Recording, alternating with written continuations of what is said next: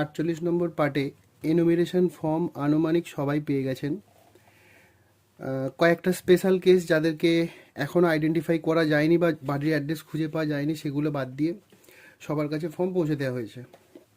এখন বিষয় হচ্ছে, বাড়িতে গিয়ে সম্ভাব্য প্রশ্নগুলো সবাইকে উত্তর দিয়েছি, তাতে অনেকে স্পষ্ট হয়েছে, অনেকের তারপরেও কিছু প্রশ্ন আসতে পারে ফর্ম ফিল আপ করতে গিয়ে, তাদের সেখানটায় কোনো জিজ্ঞাসার বিষয় থাকতেই পারে। তো আমি সম্ভাব্য সমস্ত প্রশ্ন যেগুলো আসতে পারে বা ফিল আপ করতে গিয়ে যা কিছু প্রবলেম আসতে পারে সেগুলো মাথায় রেখে একটা ডেমো ফর্ম ফিল আপ করেছি। তার দুটো কেস আমি ফিল আপ করেছি।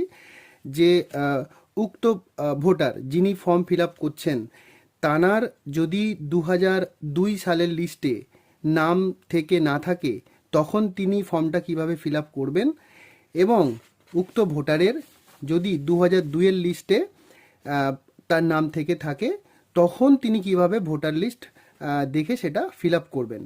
তো এই ভিডিওটা খুব অল্প সময়ের একটা ছোট্ট ভিডিও, একটু মন দিয়ে দেখুন।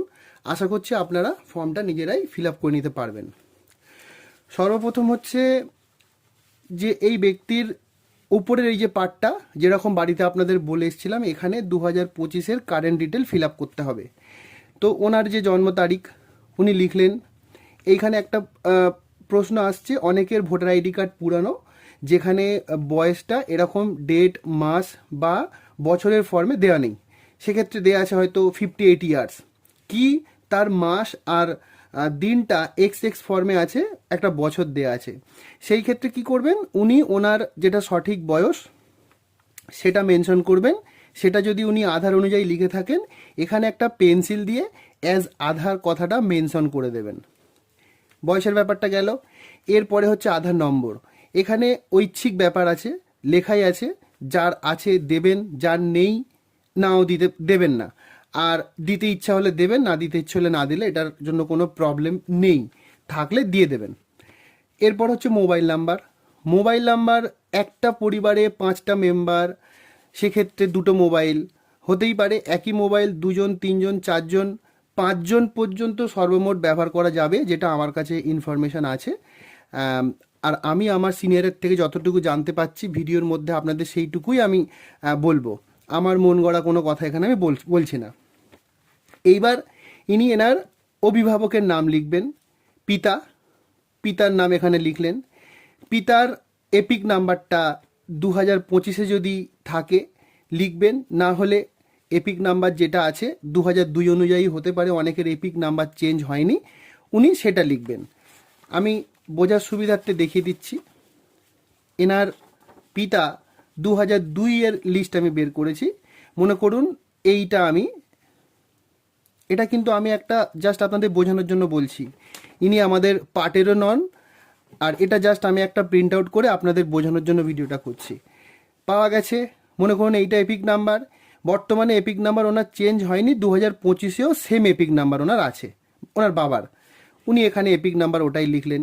কিন্তু যদি ওনার 25-এ এপিক নাম্বার চেঞ্জ হয়ে থাকতো, ওনাকে কিন্তু সেই পরিবর্তিত এখনকার এপিক নাম্বারটা দিতে হতো। এবার মনে করুন মায়ের নাম আসছে ফিরোজা বিবি, এনার এপিক নাম্বার নেই। আমি এই জন্য এটা চুজ করেছি, দেখুন এপিক নাম্বার নেই, উনি এখানে ফাঁকা রেখে দেবেন। তারপরে মনে করুন এই মহিলা বিবাহিতা, ইনি এনার হাজব্যান্ডের নাম লিখবেন এবং তার যে এপিক নাম্বার এটা লিখবেন। এগুলো আমি আমার মন গড়া লিখছি, এগুলো জাস্ট আপনাদের বোঝানোর সুবিধার্থে। এইবার এই ব্যক্তি, এনার 2002-এর ভোটার লিস্টে নাম নেই, তাহলে এই পার্টটা উনি আর ফিল আপ করবেন না। ইনি ফিল আপ করবেন কি, 2002-এ ওনার বাবা মায়ের লিস্ট থেকে নামটা খুঁজে বের করবেন। এই খুঁজে বের করা হয়েছে, ওনার বাবা মনে করুন এটা, আর মা মনে করুন এটা, পরপর আছে। এইবার উনি এখানে নামের জায়গায় প্রথমে ওনার বাবার নামটা লিখবেন। বাবার নাম লেখা হলো, তারপরে এপিক নাম্বার, বাবার এপিক নাম্বার দেখে দেখে নির্ভুলভাবে লেখা হলো। এবার এখানে বাবার নাম লিখতে হবে। বাবার নাম লেখা হলো। বাবার সাথে বাবার কি সম্পর্ক সেটা মেনশন করা হলো, পিতা। এইবার এই 2002-এর লিস্ট অনুযায়ী জেলা, রাজ্য, বিধানসভা ক্ষেত্রের নাম এখানেই পেয়ে যাবেন এগুলো সব। এই যে ফর্মটা যদি ওপর দিকে দেখেন বজ, এবার হচ্ছে বিধানসভা ক্ষেত্রের নম্বর, এখানে দেখুন 116, অংশ নম্বর 50, অংশ নম্বর 50, ক্রমিক সংখ্যা হচ্ছে এই যে এনার বাবার নাম 498 নম্বরে পাওয়া গেছে, এই 498 নম্বরে এখানে ক্রমিক সংখ্যা মেনশন করা হয়েছে। তাহলে এটা একটা গেল, উনি এখানে সই করবেন, ডেট দেবেন।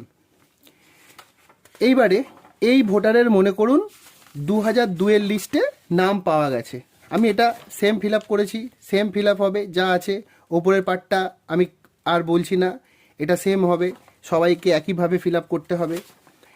এবারে এনার 2002-এর লিস্টে নাম পাওয়া গেছে, মনে করুন 2002-এর লিস্টে এনার নামটা ভুল আছে, এখন ওনার বর্তমান নাম তানিয়া খাতুন, তখন ছিল খাতুন তানিয়া। আপনাদের বোঝার সুবিধার্থে এটা করেছি, অনেকেরই পুরনো ভোটার লিস্টের নাম ভুল পাবেন, টাইটেল আগে পিছু হয়ে যেতে পারে, সেক্ষেত্রে উনি ভুলটা লিখবেন।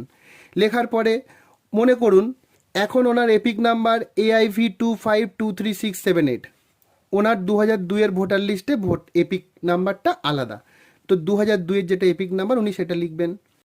তারপর এনার 2002-এর ভোটার লিস্টে মনে করুন আত্মীয়ের নাম ইমাম শেখ আছে, ওনার পিতার নাম, উনি সম্পর্ক লিখবেন পিতা।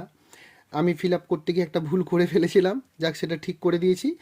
এবার ধরুন এই মহিলার আত্মীয়ের নাম 2002-এর লিস্টে ওনার স্বামীর নাম দেওয়া আছে, তো উনি ওখানে ওনার স্বামীর নামে লিখবেন, এখানে সম্পর্ক লিখবেন স্বামী, তারপরে জেলা, রাজ্য, বিধানসভা ক্ষেত্রের নাম, আর 2002-এর ভোটার লিস্টে ওনার যে অংশ নাম্বার সেটা আলাদা হলে আলাদা লিখবেন, ক্রমিক সংখ্যা সেটা যেটা আছে নির্ভুলভাবে দেখে লিখবেন।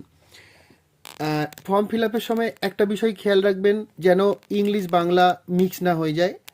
আপনারা চাইলে ইংরেজিতে ফিল আপ করতেই পারেন, বাংলায় চাইলে বাংলায় ফিল আপ করবেন, তবে যারা বাংলায় ফিল আপ করবেন চেষ্টা করবেন সংখ্যাগুলো ইংরেজিতে ফিল আপ করার। ফিল আপ করে নিয়ে সই করে ডেট দিয়ে রাখবেন, তারপরে আপনার বিএলওকে ইনফর্ম করবেন যে আপনার ফর্ম ফিল আপ হয়ে গেছে। বিএলও সময় মতো গিয়ে ফর্ম একটা আপনাদের সই করে দিয়ে আসবে, আপনাদের এসআইআরে যে অংশ নিয়েছেন তার একটা প্রমাণ আপনার কাছে থাকবে, আর একটা আমরা যারা বিএলও আমাদের পরবর্তী কাজ এগিয়ে যাওয়ার জন্য আমরা একটা ফর্ম নিয়ে আসবো, তারপরে আমাদের যা ফার্দার স্টেপ আছে সেগুলো আমরা আমাদের অ্যাপের থ্রুতে আগাতে থাকবো। এই সমস্ত বিষয়গুলোর পরেও কারোর যদি কোনো প্রশ্ন থেকে থাকে তাহলে উপরে দেওয়া নম্বরে অবশ্যই ফোন করবেন। সুস্থ থাকবেন, ভালো থাকবেন, ধন্যবাদ।